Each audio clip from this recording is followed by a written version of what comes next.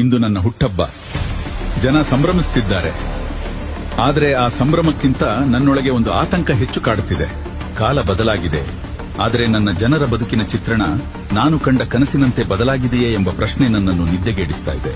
ತಂತ್ರಜ್ಞಾನ ಮುಗಿಲೆತ್ತರಕ್ಕೆ ಬೆಳೆದಿದೆ ನಿಜ, ಆದರೆ ನಮ್ಮ ಜನರ ನಡುವಿನ ಮಾನಸಿಕ ಕಂದಕ ಇನ್ನೂ ಹಾಗೇ ಇದೆಯಲ್ಲ.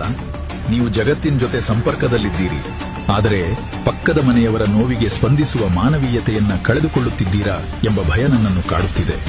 ನೀವು ಈ ಸಮಾಜದ ಅಂಕು ಡೊಂಕುಗಳನ್ನು ತಿದ್ದುವ ನಿಜವಾದ ಕಾವಲುಗಾರರಾಗಬೇಕು. ನಾನು ಬರೆದ ಸಮಾನತೆ ಕೇವಲ ಸಂವಿಧಾನದ ಪುಟಗಳಲ್ಲಿ ಬಂಧಿಯಾಗಬಾರದು. ಅದು ನಿಮ್ಮ ದೈನಂದಿನ ಬದುಕಿನ ಉಸಿರಾಗಬೇಕು. ಜಾತಿ ಮತ್ತು ಧರ್ಮದ ಹೆಸರಿನಲ್ಲಿ ಕಟ್ಟಿರುವ ಗೋಡೆಗಳನ್ನು ಕೆಡವುವ ಶಕ್ತಿ ಇರುವುದು ನಿಮ್ಮ ಯುವ ರಕ್ತದಲ್ಲಿ ಮಾತ್ರ. ನಾನು ಮತ್ತು ನನ್ನ ತಲೆಮಾರು ಪಟ್ಟ ಕಷ್ಟಗಳು, ಅನುಭವಿಸಿದ ಅವಮಾನಗಳು ನಿಮಗೆ ಎಂದಿಗೂ ಬರಬಾರದೆಂದೇ ನಾನು ನನ್ನ ಇಡೀ ಜೀವನವನ್ನು ಸವಿಸಿದ್ದು. ಆದರೆ ಇಂದು ನೀವು ದಾರಿ ತಪ್ಪಿ ವ್ಯಸನಗಳಿಗೆ, ದ್ವೇಷಕ್ಕೆ ಬಲಿಯಾದರೆ ನನ್ನ ಹೋರಾಟಕ್ಕೆ ಅರ್ಥವೇ ಇಲ್ಲದಂತಾಗುತ್ತದೆ.